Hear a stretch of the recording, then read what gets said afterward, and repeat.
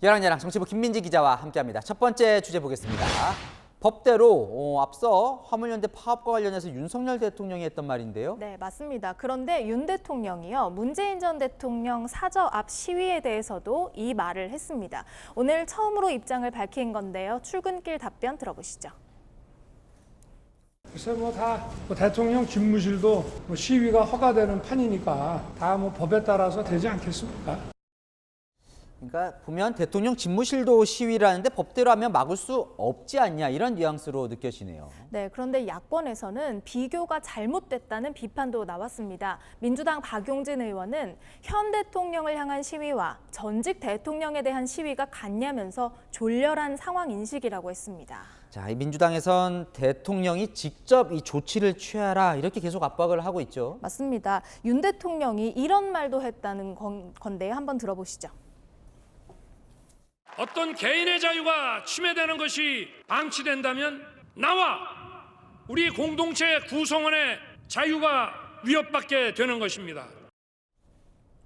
저 말대로라면 문 전 대통령도 국민의 한 사람이니 보호받아야 한다는 취지인데 민주당의 지적도 일관적이지 않다는 비판이 있습니다. 민주당은 2017년 이명박 전 대통령 구속을 외치면서 자택 앞에서 수개월간 열린 집회에 직접 참가해서 독려하기도 했었거든요. 늙은 쥐를 잡는 쥐잡이 특공대. 오죽하면 제가 쥐를 잡겠다고 여기까지 왔겠습니까? 어쨌든 경찰이 이 사생활의 평온을 해친다면서 양산 집회를 일부 이제 제한했다는 보도를 제가 봤는데요. 네. 현장은 어떻습니까? 여전히 시끄럽나요? 저희 취재진이 오늘 직접 가봤는데요. 이전과 비교해서 훨씬 조용해진 모습이었습니다. 일부 시위자들이 여전히 고성을 지르고는 있지만 이 시위 방송 차량의 음악 소리도 가까이에서만 들릴 정도로 작아졌다고 하네요. 네, 그런데 윤 대통령이 오늘요 서울 종로에 깜짝 등장을 했다고요? 네, 종로의 한 피자 가게에서 점심 식사를 하는 모습이 시민들에게 포착돼서 SNS로 알려졌는데요. 최상목 경제수석의 생일을 맞아서 축하 겸 참모들과 찾았다고 합니다. 네, 다음 주제 보겠습니다. 조롱과 꽃은 무슨 관계가 있을까요? 네, 이재명 민주당 의원의 강성 지지자들의 비판과 응원의 표현입니다. 먼저 홍영표 민주당 의원에게는 조롱의 의미로 이걸 보냈습니다. 아이고야, 뭡니까? 문부터 바닥까지 대자보가 붙었네요. 네, 홍 의원의 인천 지역구 사무실인데요. 이 대자보에는 치매가 아닌지 걱정된다. 이러면서 치매 예방센터 번호까지 적혔습니다. 어제 홍 의원의 이 발언 때문입니다.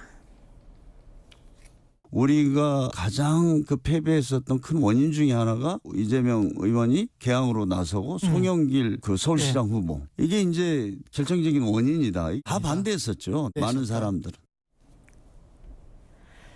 대자보 소식이 전해지자 반대로 친문 지지자들은 홍 의원실에 응원글을 도배하자면서 맞불을 놓기도 했습니다.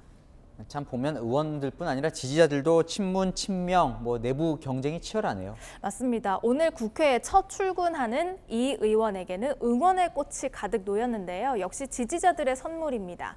영원히 지지하겠다, 함께하겠다 이렇게 적힌 화환들이 국회 정문부터 늘어섰습니다. 네, 마지막 주제 하나 더 보겠습니다. 명언 재활용, 예전 대통령 얼굴들이 보이네요. 네, 요즘 이 예전 대통령들의 명언이 부쩍 정치권에서 회자되고 있는데요. 이낙연 전 민주당 대표, 인생은 아름답고 역사는 발전한다는 김대중 전 대통령의 명언을 인용했습니다. 오늘 미국으로 떠났죠. 과거 영국 유학을 다녀온 뒤에 대선의 재도전에 성공했던 김 전 대통령 사례를 염두에 둔 것 아니냐는 해석도 나옵니다. 민주당 복당 의지를 밝힌 박지원 전 국정원장도 SNS에 이 같은 말을 올리면서 각오를 다졌습니다. 참 그러고 보면요 정치 상황도 계속 반복되는 것 같기도 하고요. 네, 정치인들의 어록 출처를 찾아보면요 전직 대통령인 경우가 꽤 많습니다. 아무리 자기의 몸을 뺏길지라도 새벽이 온다는 것을 믿었습니다. 닭의 목은 비틀어도 새벽은 온다고 이렇게 국민들께 용기를 북돋아 주셨고, 행동하지 않는 양식은 결국 악의 편이라고. 행동하지 않는 양식은 악의 편이라고 했습니다. 남은 열흘 동안은 행동해야 될 시간입니다. 민주주의 최후의 보루는 깨어있는 시민의 조직된 힘입니다. 민주주의의 최후 보루는 깨어있는 시민의 조직된 힘이다. 맞습니까? 여러분을 믿겠습니다.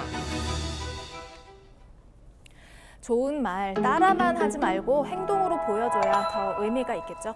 네, 들어보면 지금도 뭐 내용은 참 좋은 말들이에요. 여랑야랑이었습니다.